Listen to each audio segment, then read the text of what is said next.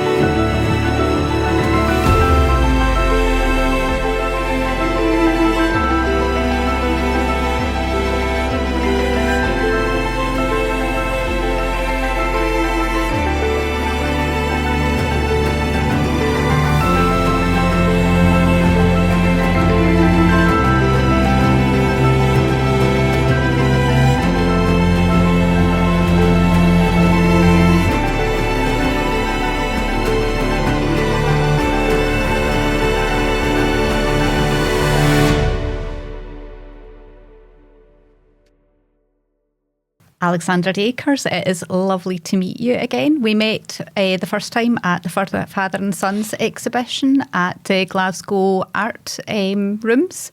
So how did you find the exhibition? It was obviously a huge success, and you now have this amazing award to show for it. It was a terrific exhibition. I was very personally satisfied with it, as was my family. It was a very emotional exhibition to do, meaning a lot to our late father. But I was amazed at how the personal touch to the people of Scotland it took them. And the Glasgow Art School was absolutely packed during the whole 2 weeks it was on. They even tried to see if they could extend it a little bit longer during the halfway point, but it was going to be impossible due to my work being based in Bournemouth. So, yeah, it was an amazing show. It's going to bring some great memories to me when I look back at it now. All the hard work would be worth it, all the setting it up. The award is voted for by Herald readers and art school university students. How does that make you feel that it was voted for by the general public? It's a real honour to receive some established award like that from the People's Choice, and that's the most important thing. It's not by art critics and the journalists, it's more by what the general public wanted. And I'm really, truly honoured to have such an amazing award. And it's also an award for our dad as well, which it makes it really more emotional to the family.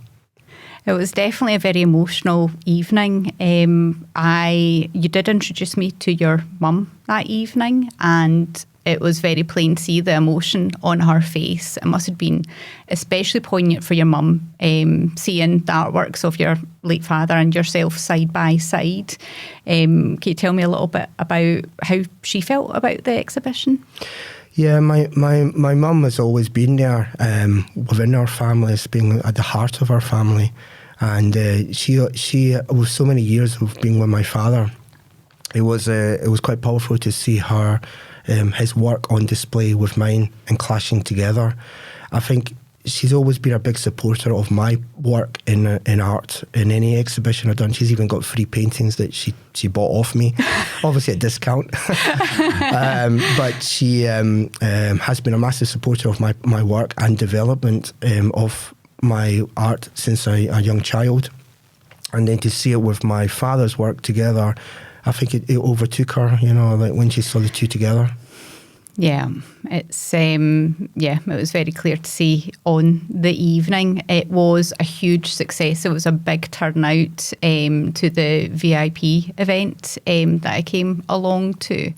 The artworks were very powerful. I especially found the ones that you'd put together from obviously war-torn countries. That had a big impact on me. Probably the ones I spent the least time in front of because I found it so distressing. What does it mean to have... Your work's quite diverse, I think. That's what a lot of people say. Yeah, a lot of different styles in there. How has that come about for you? I think it is just the way that I developed as an artist, similar to how my father's work was quite diverse if you looked at it as well. He had a lot of abstract realism work. I'm probably a little bit more diverse than my father ever was. But I think the impact of certain work, like the human rights work that you're talking about, to have that impact, like how you experienced it and you pulled away from it because it's too powerful, that's kind of an important impact that I wanted, because that's reality of what's going on in even the world today. It's brutal, but it's realistic in what's going on, and it had to be powerful work to show what Amnesty International do. So the work pieces that were on the Glasgow exhibition definitely impacted the people of Scotland. To receive such a well-known award in Scotland, where you were born and raised, what does that mean to you?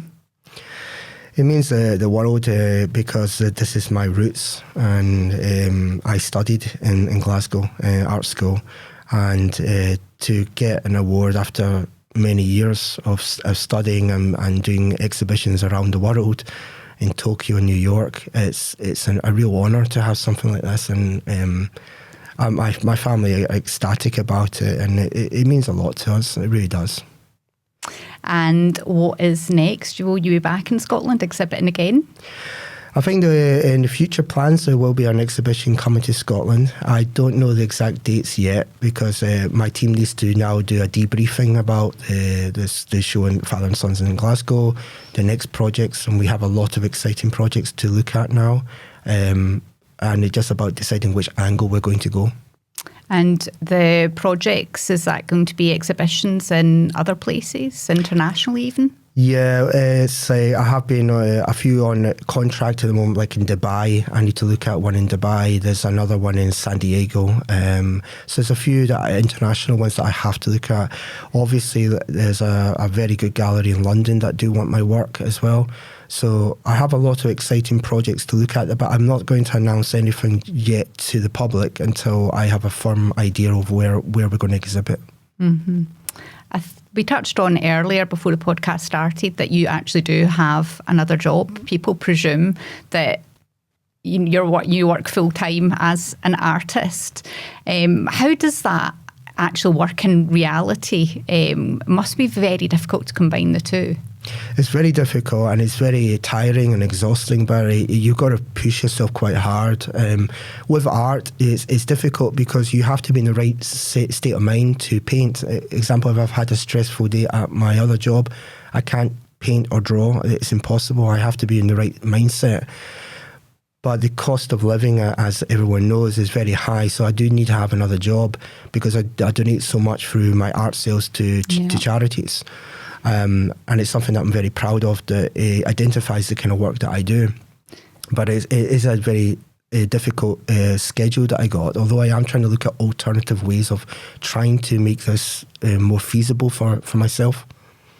You mentioned Amnesty International a few times, and there is a very personal story about why you donate the sale of some of your works towards Amnesty International. Can you tell us a little bit more about that? Yeah, we donate a lot to Amnesty International due to what happened to our family tree many years ago with Augusto Pinochet, who was a dictator, and he was responsible for the manslaughter of over 60,000 people in Chile, in South America. And my grandfather was working with Salvador Allende, who was the leader of Chile at that time. And he was in prison, similar to Nelson Mandela. And because of the good work that Amnesty International did, he was released in 2 years instead of a life sentence, which he had. Wow, that is a very personal story, and it must be amazing to be able to give back in your grandfather's name. It's really amazing, and we're proud of the kind of money that we've raised for Amnesty. It's quite a lot of money throughout the years, and we've saved lives that people will never know or never meet. So money's not everything in life. It's like when you save a life, it means so much, and it's something that Xander Artwork, the team production, can be very proud of. It's not the only organisation that you donate to. There's also a school in Uganda that you've been doing a lot of work to basically build and get off the ground. How is that all looking? It's looking really good and really positive. It's since right back when COVID kicked in, we were working on a lot of live streams to raise money for children in Uganda, an orphanage in Uganda, and we managed to give them Christmas presents and year after year and really support them. But through all the art sales now, we're at the stage now where we are going to build an entire school, and that's donations, art sales. So that's over a £20,000 project. So that school will start next year, and people will see it on live stream. They'll see it by brick being built. And the beauty of it is that you're going to be saving 30 youngsters, orphanage children who've got nothing, and they're going to start and give them some hope, which is really important. Absolutely. Going back to your father, he obviously has been a huge influence on your life, but it really did surprise me to hear that he'd never exhibited himself before. Do you know of any reasons behind that? That one I could never really understand. I did have that question with my father many years ago, why he never exhibited. And he just seemed to just had this freelance. He just wanted to just do it for himself and have random people just look at his work. I don't think he really wanted to be like the centre of attention with his art work in theory, but regarding the father and son's production, that was a conversation that we had even when he was alive. We had that vision that we were going to do it, and then sadly it didn't happen. It happened in another way. But my father's work was good enough to do any exhibition in the world, and I've seen other artists who are even more famous than I am in the art world, and their work, my father's work, is just as good as theirs. So I think my father could have easily done an exhibition, whether it was his choice or not what he wanted. That's his opinion. With me, it's different. I was quite determined to do the exhibitions, and I thrive on it, although it is nervous at the same time. Those nerves can bring out the best in you, though. You know, some adrenaline is good adrenaline. Yes. Pushes you forward and to do things. And I guess if you hadn't made the choice to exhibit, you maybe wouldn't have been able to meet the donations and the difference to people's lives that you've been able to do. So obviously you're a very different personality to your dad. Do you think that's reflected in your artwork? I think it is. I think with my artwork, I do a lot of different kind of stuff that my father wouldn't do. For example, I do a lot of portraits of famous people, for example. I do a lot of abstract work, a lot of realism. I try to diverse my work as crazy as I can. I think the personality is always shown through your work because it's the way that you interpret yourself as an artist. But as I said before, I think my father's work was good enough to do any exhibition, and he just didn't choose to go that path in his life. But I know deep down he was proud of every exhibition I did, and even now when he's in heaven looking at this podcast now, he's probably thinking, Alexander, please keep quiet and stop going on, because that's the kind of person he was. But I knew he was very supportive of my work. Yeah, he was quite happy to do the work and let it speak for itself, but maybe just not a person who was comfortable in the limelight, and that was, great for him. Growing up, what kind of influence was it to have an established artist as a father? How did that influence the route that you ended up taking?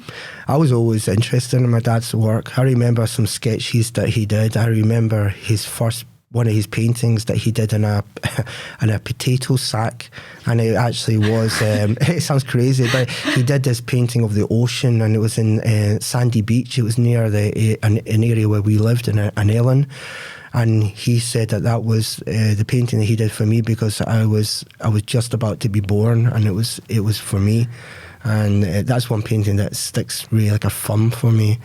And as I developed my art skills, obviously at school and university, my father was always showing me different techniques and being quite critical in certain areas. I was going to ask that.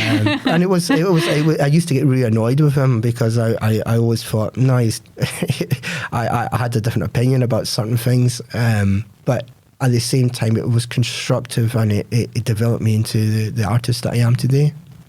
Looking back, is there any one piece of advice or a critical remark that he made that was pivotal to the kind of art that you produce now? I've always remembered the one that he always says, especially when it comes to cross-hatching techniques and using oils. He always used to say, "You can do better, son. You always can."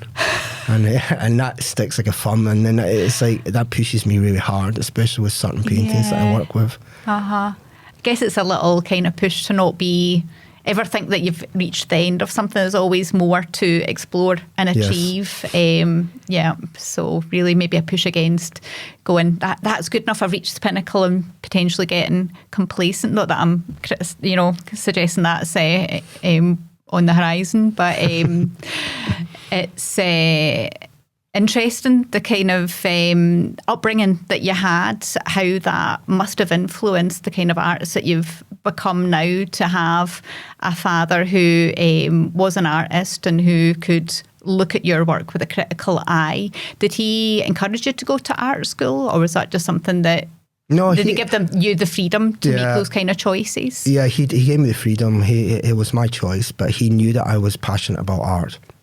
And when I did go to Glasgow University, I always remember the time when I had all my projects ready to go to get my degree, basically. And unfortunately, I had a very violent situation that happened in Glasgow, where I got mugged, and I lost all my artwork. My father took me back into our house in Ellen, and he motivated me to produce an entire 2-year project in the space of 2 weeks. And I got the worst mark in art, which was a C, which I still passed, but I always had an A. But I really worked hard on it. But it was his determination to make sure that I was going to achieve this, and because you can't give up. Yeah. Wow, I absolutely love that. It's so powerful. Yeah. What a man.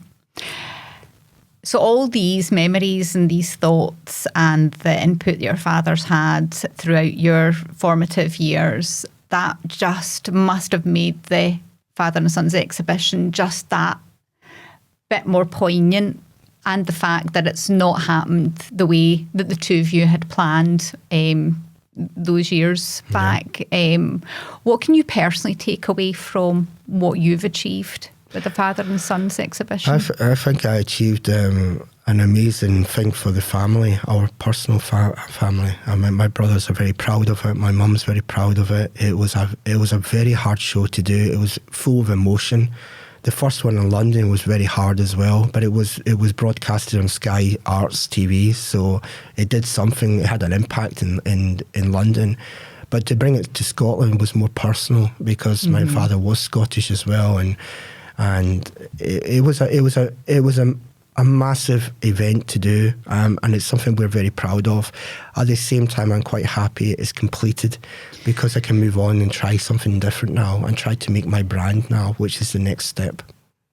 So what is the next step for you? Are you trying different media, or is it a progression from what you're already doing at the moment? I think I'm going to try to do some new media and work on some new directions on art. I'm going to try and build a production that will broadcast my brand correctly. Like many other artists will say, oh, that's an Alexander Dakers art piece. That's where I need to go, instead of using this diverse thing that we talk about a lot. Because a lot of the journalists, they constantly say that, and it's good, but I've been a diverse artist for such a long time that maybe it's about time to settle down now and take the advice on, because I've been advised by top brands in the art world where I should go and what I need to do. So I have to take that criticism on board and really think about what my next steps will be. I guess it's finding your signature style, niching down almost, so that you say, you have a very distinctive style. People can look at the painting and go, oh, that's an Alexander Dakers, and recognise it. So it's interesting that, you're finally ready to make those kind of decisions. And I guess it's easier for the general public. People do like to not pigeonhole you, but put you into a certain kind of genre of work. As your next step, do you see that as an opportunity to make yourself more commercial, sell more artworks, potentially move into being a full-time artist? I think it all goes on that angle. I think it's unfortunately it is very important that you're in social media and you need to be commercial. I am a commercial artist. I'm going to have to go that route now, because my plan is to develop my brand, is to have an identification instead of being diverse. It's to be identified as an Alexander Dakers piece. I do want to eventually leave a legacy in the art world that's, like doing Tokyo, New York, Glasgow, London. It's quite a lot at my age. It's quite unusual to do such a lot of big, high-profile exhibitions. But I'm not going to stop there. I mean, I'm quite determined to continue. And the bottom line is I love art, and I could paint and draw, and any time when I'm in the mood, it's one of my biggest hobbies that I've got, I'm quite happy with a glass of wine and painting. I'm okay. That's it. That sounds great. But obviously you do have an interest in the business side of being in the art world as well. How easy or difficult have you found that side of things to navigate? Putting on the exhibitions and getting press along? Yeah, I think it's very hard. It's never an easy thing to do, but I've got a very good team around me. I've got my colleague Keith Loffer, who does the Arts on Arts with the framework with the whiskey barrels. He works with me very closely. I got my family support. I got my partner Barbara Gowden, who does a lot of hard work to get the shows up and running. So we have got a very good team behind me. I've got a good media team as well. My website's really new as well. It's a brand new website. It's a 3-dimensional website. So it's paid. I paid to go for the very best that I could go for social media on that. And then obviously when you do an exhibition, it's about contacting the right people and getting in contact even with yourselves, like the Westender magazines and stuff like that. You say, like, hi, I'm coming to Scotland, bringing this show. Yeah. Then people check, they Google you to see who you are, and they find out quite a lot about you. Mm-hmm. Which is where having a great website and social media absolutely comes in, because it is your shop window. Yes, that's true. Initially, yeah. That's what everyone does. Google it and find out more information. Yeah. That's great. Thank you. Cool. Okay. Hi, Hugh. It is absolutely lovely to meet you. So, as Alexander's brother, could you look back at any memory that you have of him growing up that you can now look at with hindsight and go, I could have known by that he was going to be an artist? Well, that's a tricky one. I mean, there's not really one moment I can think of that, I thought, well, yeah, he's going to go and become big. But he was always drawing. He always had something to scribble on. So, I mean, but yeah, to think back, I didn't really think he was going to maybe go the path he did. I thought, he enjoys as a hobby or something to do, like in his spare time. But to come and, achieve what he's done and then be now more like he seems to be going up a ladder here and he's going to become world famous now, isn't he? So, I don't think there was a certain time or point that I felt like that was going to be what was happening. But it's just sort of like evolution, hasn't it? It's just sort of come along. So, yeah, but he's done excellent. He's done it all himself. I mean, I've just been like a sort of moral support for him.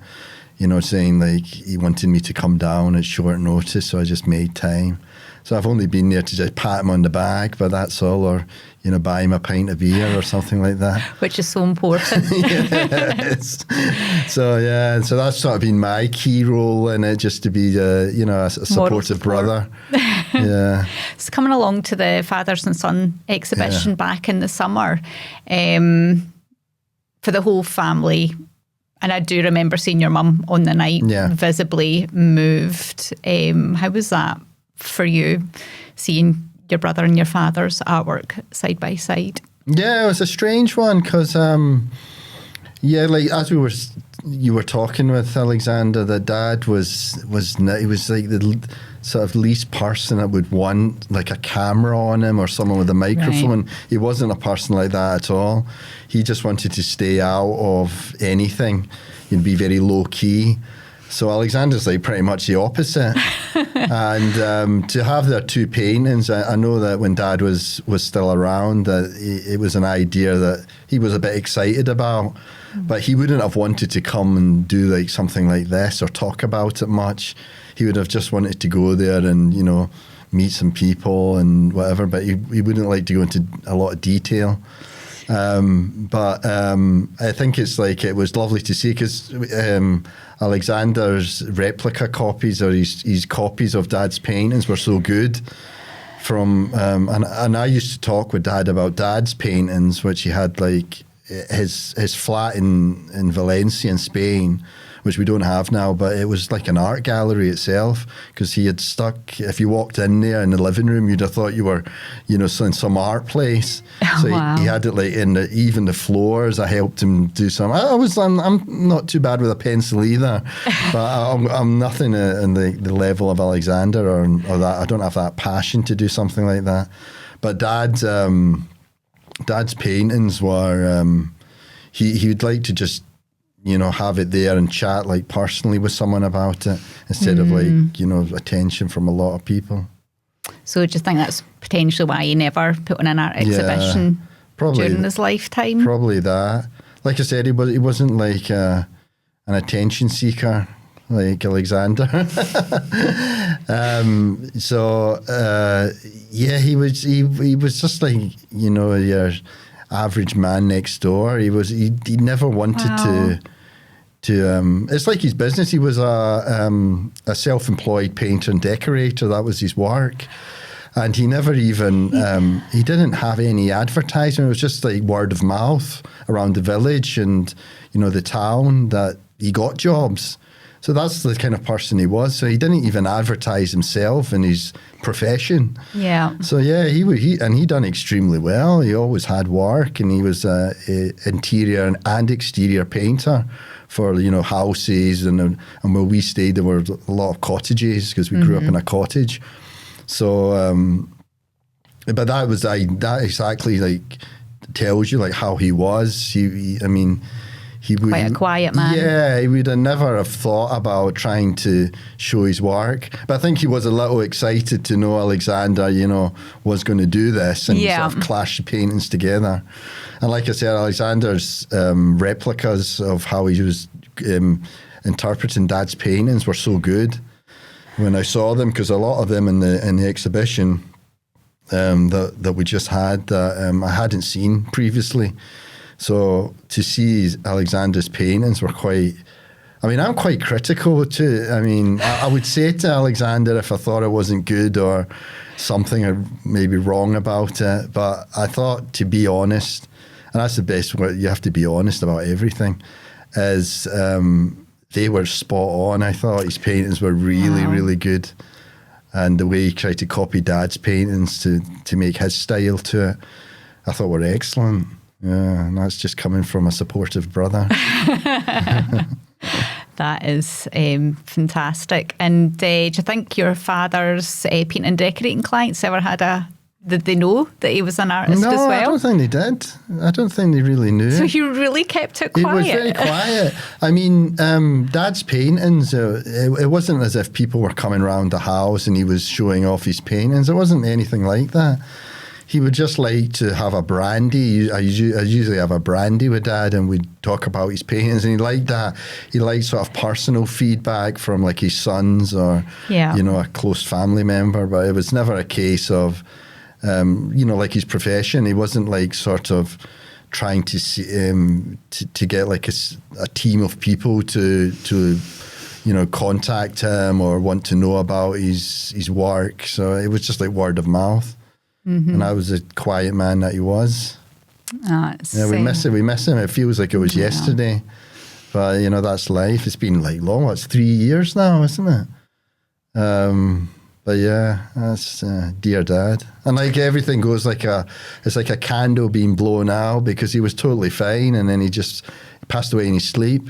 Right. But he was totally fine. He was like health-wise was perfect, and no conditions. Big shock and on then the family just left the earth like that. Yeah. Which is always harder for the people left behind. Yeah. So yes, it must have made the exhibition just even that more special and poignant for all of you, which is where a lot of the emotion on the night came from. Yeah. I guess. What do you think your dad would have thought of the exhibition that was put on? I'm sure he had something negative to say. But no, overall, I think he would have really liked it. I mean, I could vision him when I was there, that I could vision Dad being there holding like a glass of brandy and just sort of chatting with people.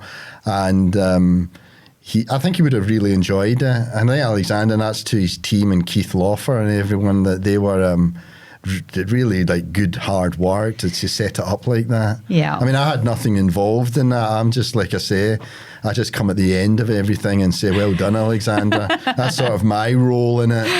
But yeah, I think Dad would have been proud of it. And then he was watching, and his spirit form that he's in now, I'm sure he was watching. But I know that if he was there in person, he would have liked it. Yeah. As long as he wouldn't want, to get up on a microphone and say something, as long as that never happened, I think he'd be really pleased how it went. Yeah. Oh, that is, from what was an amazing idea to have the exhibition with the two works together that they were both going to put on together, to, the unfortunate news of your dad's passing and the fact it was so sudden, to then be able to pull it all together, do the exhibition, have the family along, and I guess celebrate your father's life and all that he contributed, because the input obviously that he had into yours and Alexander's life has meant that you're quite comfortable criticising Alexander's work now, which is bonus, I'm guessing. I guess I took that from Dad, that criticism side of it. So I can kind of fill in the gap. Even though Dad's gone, I can still pester Alexander that wasn't a good paint stroke that he done or something along those lines.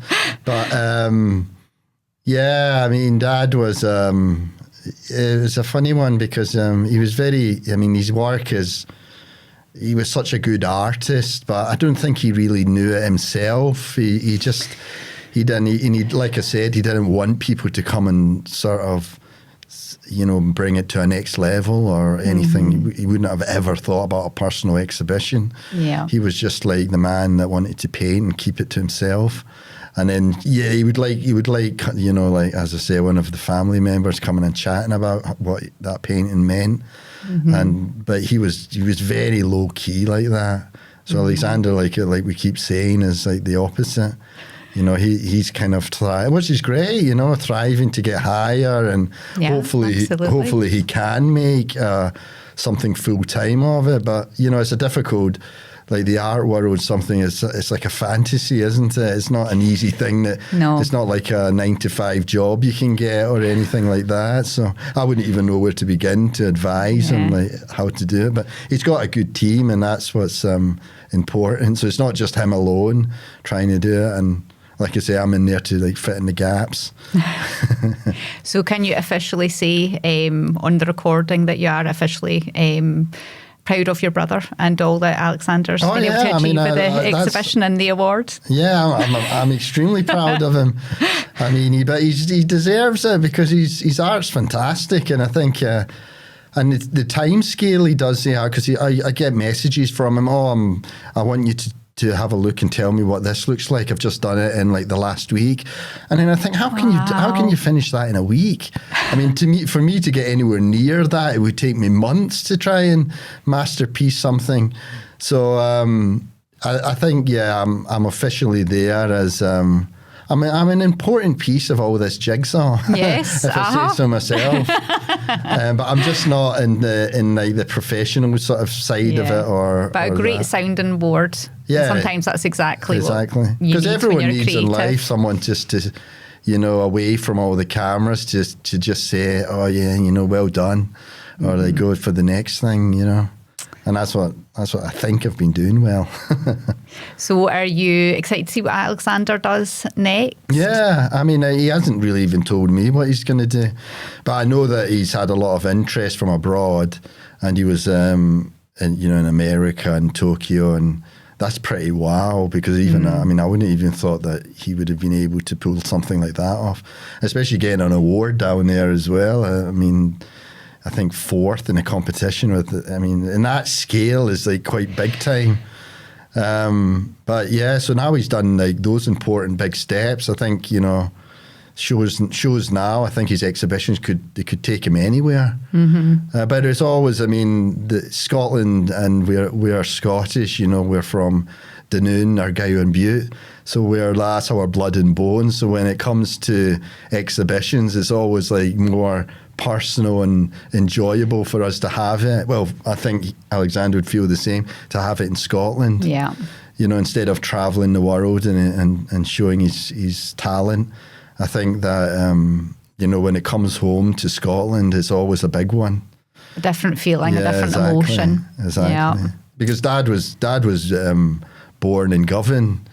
That's where he was born and brought up. And then we all ended out in Dunoon. It was an L in a small village next to Dunoon. That's Argyll and Bute. And so, I mean, anything related to coming to Scotland's a big one, a big thumbs up. So I'll always be there. I mean, I might not be able to travel to Tokyo, and that's maybe a bit too much for me. Be nice though. But yeah, I mean, I might, if I can make an excuse to go out there and get away from the family, then I will do. But yeah, I'll continue my support to Alexander, definitely. I mean, there's no question. I don't have any doubt in that. I'll be there as a supportive hand. And what was it like seeing your mother's reaction on the night of the I mean, that was touching because, Mum had separated from Dad for quite some time. They had been divorced. So they weren't like, for so many years, Mum's had another partner. She's had another life now. So she had moved on but she was with Dad. They were married for a good 30 odd years. Wow. So they spent a lot of life together. And so I think Mum, you know, when she sees Dad's paintings and Alexander's, I think it was quite normal that she would be quite emotional about it. Yeah. And she maybe showed it more than others, but I think, you know, it's a big thing for her, because I mean, when you end with someone, you still spend like a lot of your life with that person. And so have children and children, all of us, you know. Yeah. And So yeah, it was nice. But yeah, for Alexander to pull it off and bring it all together to Glasgow, I think was really special. Mm-hmm. So yeah, I mean, everyone jumped on board with that. And yeah, I'm hoping as well another one comes to Glasgow, or even if it's Edinburgh and so on. I mean, I'm very biased to Glasgow. I like Glasgow a lot. So I'll try and put down Edinburgh or elsewhere. But I mean, I think that it'd be nice if wherever it goes. But Scotland, yeah, I'd be certainly ticking the top of the list to try and come back to Scotland to do one. Oh, Hugh Dakers, been lovely to speak to you. Yeah, likewise. Thank you.